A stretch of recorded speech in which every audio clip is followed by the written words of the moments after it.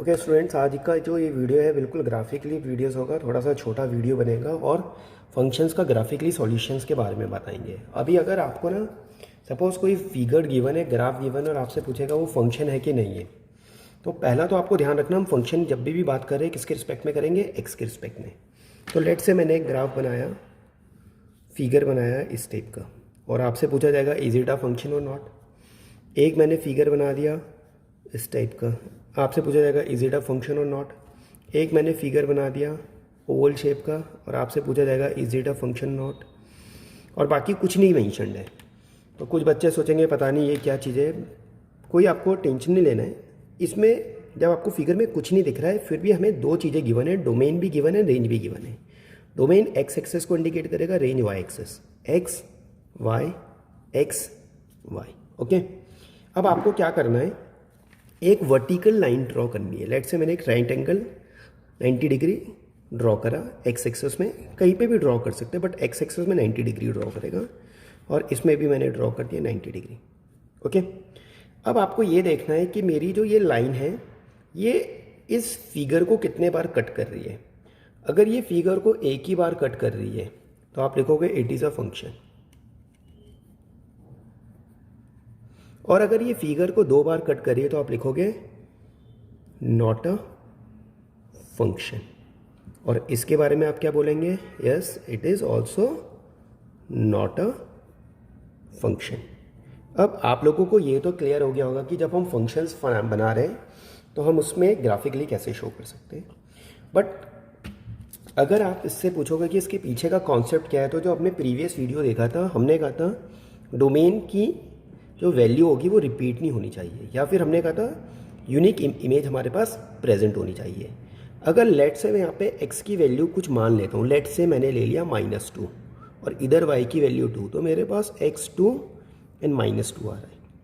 और इस केस में मैं x को 2 ले लेता हूँ, इधर y को 3 ले लेता हूँ, इधर y को -3 ले लेता हूँ। तो ये वाले केस में मेरे पास 2,3 and 2,-3। If you remember, no two pre image है वह यूनिक इमेज। ठीक है, दो प्री इमेजेस की एक ही इमेज शो, अलग अलग इमेजेस शो कर रहे हैं, तो इसका मतलब है it is not a function. Clear? तो अभी ग्राफिकली हम इसको ऐसे शो कर सकते हैं फंक्शन है कि नहीं है। This is also called a vertical test, इसको हम कहते हैं वर्टिकल लाइन टेस्ट भी बोलते हैं, वर्टिकल लाइन टेस्ट, और फंक्शन एक्स के रिस्पेक्ट में। क्लियर? तो ये हमारा पहला इसका पार्ट हुआ। नेक्स्ट में हम टाइप्स ऑफ फंक्शन बनेंगे उनके ग्राफिकली। ओके, अब हम फंक्शंस एंड ग्राफ्स के बारे में बात कर रहे हैं। तो सबसे पहला हमारे पास फंक्शन आता है जिसको हम लीनियर फंक्शन या आइडेंटिकल फंक्शन भी बोलते हैं, आइडेंटिटी फंक्शन। मैंने लिखा F x is equal to, let say X लिख दिया। ठीक है, एफ एक्स जो फंक्शन होता है वो किसको इंडिकेट करता है, y को। तो बेसिकली ये y is equal to X हो गया। और अगर मैं आपसे कहूँगा आपको इसका ग्राफ बनाना है, तो आप इसका ग्राफ कैसे बनाएंगे, आप जैसे 10th क्लास में करते थे, x की वैल्यू 0 पुट करेंगे तो y भी 0 हो जाएगा, x पे 1 पुट करेंगे y भी 1 आ जाएगा, x पे 2 पुट करेंगे देन y इज ऑल्सो 2, और x पे -1 पुट करेंगे तो y भी -1 एंड सो ऑन। ठीक है, तो ये हमारे पास सीधा सीधा इसका स्ट्रेट लाइन ग्राफ बन गया। क्लियर? ओरिजिन से पास करेगा, ये तो डायरेक्ट कॉन्सेप्ट हमारे पास हो गया। दूसरा कॉन्सेप्ट आपको ध्यान रखना है, अगर कभी भी लाइन इस टाइप से है कि जिसके x और y के कोफिशिएंट सेम है तो ओरिजिन से पास करेगी इफ़ इट इज़ पॉजिटिव। अगर मैं एक दूसरा लीनियर फंक्शन लेता हूँ, ये फर्स्ट लिया, सेकंड केस में बना लेता हूँ, let say y is equal to -x। अगर -x से x पे 0 डालूंगा तो y 0 आएगा, x पे 1 डालूंगा तो y -1 आएगा, और x पे -1 डालूंगा तो y 1 आएगा। क्लियर? मैंने कहा एक्स वाई, एक्स पे 0 तो y 0, x पे 1 तो y कितना हो जाएगा -1, एंड x पे मैंने -1 डाला तो ये 1 हो गया। तो इस केस में हमारे पास ग्राफ ऐसे बन जाएगा। तो ये दोनों केसेस में जो मेरे पास ग्राफ है ये ओरिजिन से पास कर रहे हैं, और अगर बोथ आर पॉजिटिव तो ये फर्स्ट एंड थर्ड क्वाड्रेंट में बनेगा। फर्स्ट क्वाड्रेंट में दोनों पॉजिटिव होते हैं, थर्ड क्वाड्रेंट में दोनों नेगेटिव होते हैं, ओवरऑल पॉजिटिव बन जाएंगे। बट अगर एक नेगेटिव एक पॉजिटिव है तो थर्ड एंड फोर्थ क्वाड्रेंट में हमारे पास ऑब्टेंड होगा। ठीक है, तो ये हमारा पास लीनियर का ग्राफ बन जाता है। सेकंड मेरे पास जो ग्राफ आता है वो आता है कांस्टेंट फंक्शन का। जब हम कांस्टेंट फंक्शन की बात करें it means it is a fixed. मेरे पास एफ एक्स लेट से मैंने लिख दिया 4, ठीक है, और एफ एक्स इसको इंडिकेट करता है वाई को और उसकी वैल्यू 4 है। तो फिर से ग्राफ बनाया, एक्स एक्सिस में 4, एक्स इज इक्वल टू 4 हमने मार्क करा और स्ट्रेट लाइन ड्रॉ कर दी। ओके, नेक्स्ट हमारे पास आता है क्वाड्रेटिक फंक्शन। अब क्वाड्रेटिक फंक्शंस क्या होते हैं? बेसिकली आप लोगों ने स्टैंडर्डाइज इक्वेशंस क्लास 10th में करिए, A X square plus B X plus C equal to 0, इसे हम क्वाड्रेटिक फंक्शन बोलते हैं। बट जब हम ग्राफिकली लिखेंगे तो हम फंक्शन को एफ एक्स से डिनोट करते हैं और यहाँ पे हमें इसका एक स्टैंडर्डाइज फॉर्म लिखते हैं एक्स स्क्वायर। एफ एक्स किसको इंडिकेट करता है? वाई को, और दिस इज एक्स स्क्वायर। तो जब भी हमारे पास क्वाड्रेटिक फंक्शन होगा तो इसका ग्राफ कैसे बनेगा? अगर हम एक्स की कोई वैल्यू पुट करेंगे, लेट से मैं एक्स की वैल्यू 0 पुट कर रहा हूँ तो हमारे पास वाई भी 0 आ जाएगा। एक्स पे 1 पुट कर रहा हूँ तो वाई भी 1 आ जाएगा, और एक्स पे अगर मैं -1 पुट करूँगा अगेन वाई 1, और एक्स पे मैंने 2 पुट करा -2, दिस इज़ 4 एंड 2 पुट कर रहे हैं तो हमारे पास 4 आ रहा है। तो अगर मैं ये पॉइंट्स को प्लॉट करना शुरू करूँगा तो हमारे पास कुछ इस टाइप से क्रिएट होंगे पॉइंट्स, 0 0, एक्स पे 1, वाई पे 1, एक्स पे 2, वाई पे 4। सिमिलरली एक्स पे -1, वाई पे 1, एक्स पे -2, वाई पे 4। क्लियर? तो अब आप इसको अगर ज्वाइन करेंगे तो हमारे पास किस टाइप का शेप बनेगा? This type of shape. ठीक है, कुछ इस टाइप का शेप बनेगा। स्टैंडर्डाइज रिजल्ट हमारे पास होता है। ठीक है, और ये जो शेप हमारे पास होता है इसको हम पैराबोलिक शेप बोलते हैं।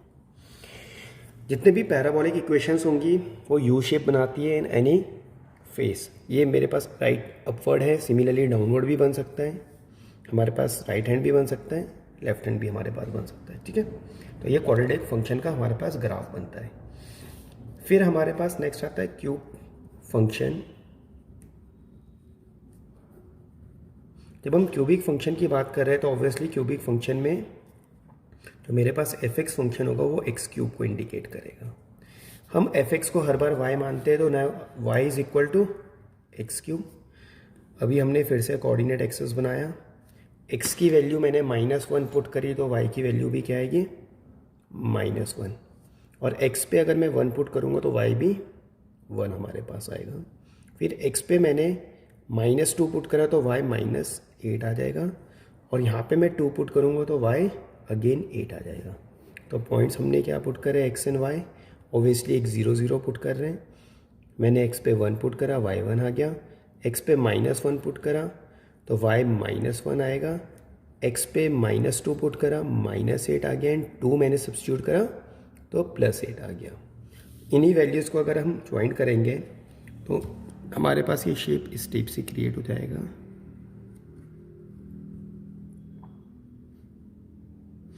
ठीक है, तो ये हमारे पास क्यूबिक फंक्शन का ग्राफ क्रिएट हो जाता है। इसके बाद हमारे पास आता है रैशनल फंक्शन। रैशनल फंक्शंस को हम फ्रैक्शन फंक्शंस भी कई बार वर्ड यूज़ कर लेते हैं। This is rational function. हम इसको f x is equal to 1/x से डिनोट करते हैं। अब मेरे पास जो एफ एक्स की वैल्यू है वो वैल्यू हम x पे पुट करेंगे, मेरे पास एफ एक्स की वैल्यू आएगी दैट इज़ y 1/x। अभी अगर मैं x पे 1 पुट करूँगा तो हमारे पास y भी 1 आ जाएगा, x पे 1 y पे 1। अगर मैं x पे 2 पुट करूँगा तो y मेरे पास क्या हो जाएगा? 0.5। x पे मैं 4 पुट करूँगा 0.25 एंड सो ऑन। और सिमिलरली अगर मैं x की वैल्यू डिक्रीज़ करूँगा, दिस इज़ इन्वर्सली प्रोपोर्शनल, तो y की वैल्यू इंक्रीज़ हो जाएगी। तो नॉर्मली जो ये ग्राफ बनेगा ये इस टाइप से बनता है फ्रैक्शन का।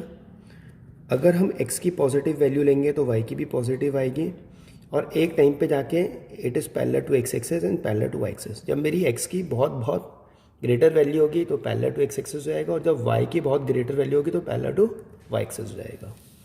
सिमिलरली अगर मैं x पे नेगेटिव वैल्यू पुट करूँगा तो हमारे पास इसका ग्राफ यहाँ इस टाइप से ऑब्टेंड हो जाएगा, और जहाँ से टर्निंग पॉइंट है दिस इज़ 1 और इस केस में -1 हमारे पास पॉइंट होगा। ये हमारे पास फ्रैक्शन फंक्शंस का बन गया है। फ्रैक्शन फंक्शन का ग्राफ आइदर फर्स्ट क्वाड्रेंट में क्रिएट होगा और थर्ड क्वाड्रेंट में क्रिएट होगा, इसके अलावा और किसी क्वाड्रेंट में इसकी ग्राफ की वैल्यू ऑब्टेंड नहीं होगी।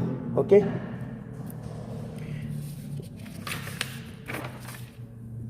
फिर हमारे पास आता है नेक्स्ट सिग्मम फंक्शन ग्राफ।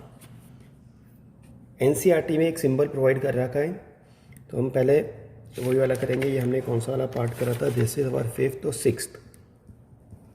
सिक्स्थ हमारे पास होता है सिग्नम फंक्शन।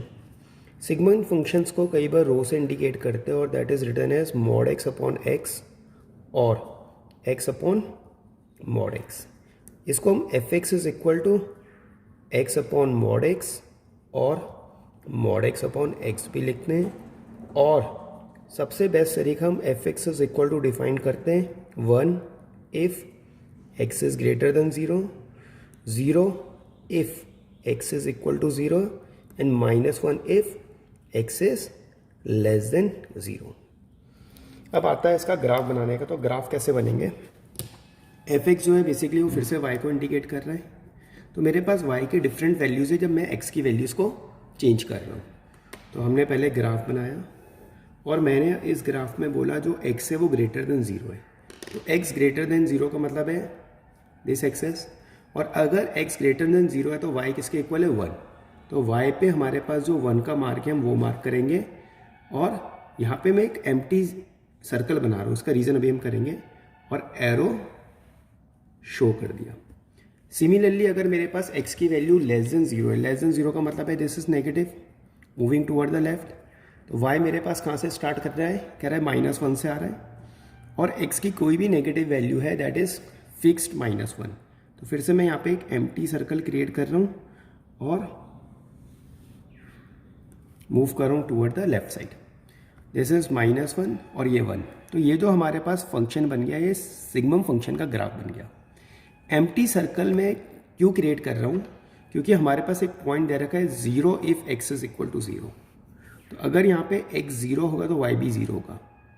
इसका मतलब है x की वैल्यू 0 पे, अगर मैं x यहाँ पे 0 पुट कर रहा हूँ, देखिए अगर हम यहाँ पे x पे 0 पुट करेंगे तो दिस इज नॉट डिफाइंड, तो 0 पे ये डिफाइंड नहीं होगा, इसलिए वहाँ पे हम इसको एम्प्टी पुट कर रहे हैं। तो empty is not the solution, ये लाइन को टच नहीं करेगा, लाइन के वेरी वेरी नियर तक प्रेजेंट होगा। सिमिलरली यहाँ पे भी ये y एक्सेस वाली लाइन को टच नहीं करेगा, वेरी वेरी नियर होगा। तो ये सिग्मम फंक्शंस का ग्राफ हमारे पास ऑब्टेंड हो जाता है। फिर हमारे पास नेक्स्ट आता है seventh function that is called GIF function. This GIF function is called greatest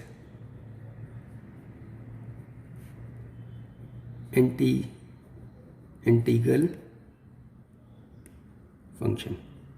ठीक है, ये ग्रेटेस्ट इंटीजर फंक्शंस हमारे पास है। F x is equal to, हम इस टाइप का बॉक्स लगाते हैं। अब ये क्लोज इंटरवल मत कंसिडर करना, ये हमारे पास GIF के सिंबल्स होते हैं। x किसी भी रियल नंबर को रिप्रेजेंट कर सकता है। अब GIF का मीनिंग समझेंगे।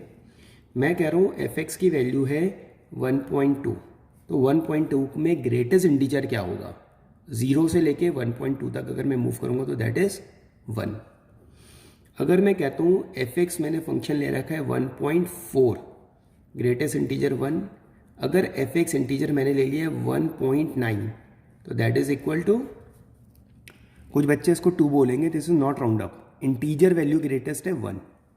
ओके, अब अगर हम इसका ग्राफ देखते हैं, मैंने पहले बोला कोई भी नंबर 0 से लेके 1 के बीच में, if a number is in between 0 to 1, तो मेरे पास जो उसका ग्राफ होगा वो 0 और 1 के बीच का मतलब 0.99 भी है, तो उसमें ग्रेटेस्ट इंटीजर किसको शो करेगा। अगर मैं 1 पे एम्प्टी सर्कल ऑब्टेन कर लूँ, मीन टू से 1 is not a part of this, तो इसका मतलब है उसकी इंटीजर मैक्सिमम इस पूरे पार्ट में 0 इंडिकेट होगा। पर अगर मैंने 1.2 लिखा है तो 1.2 इज इन बिटवीन 1 and 2, ठीक है, तो 1 से लेके 1.9 तक, 1.99 तक कहीं भी वैल्यू एक्सेप्ट 2 तक जो भी ग्रेटेस्ट इंटीजर होगा वो किसको इंडिकेट करेगा, 1 को इंडिकेट करेगा। सिमिलरली अगर मेरे पास 2 से लेके 2.999 तक की वैल्यू है तो ग्रेटेस्ट इंटीजर हमारे को क्या इंडिकेट करेगा, 2 को इंडिकेट करेगा। सेम फॉर नेगेटिव, अगर 0 से -1 के बीच की वैल्यू है तो what will be the greatest integer, that is -1। अगर -1 और -2 के बीच के तो ग्रेटेस्ट वैल्यू इज 2। तो ये हमारे पास यही फंक्शंस ऑब्टेंड हो जाते हैं और उसका ग्राफ इस टाइप से होता है। ओके, इस वीडियो में हमने फंक्शंस के कुछ स्टैंडर्डाइज ग्राफ बनाए।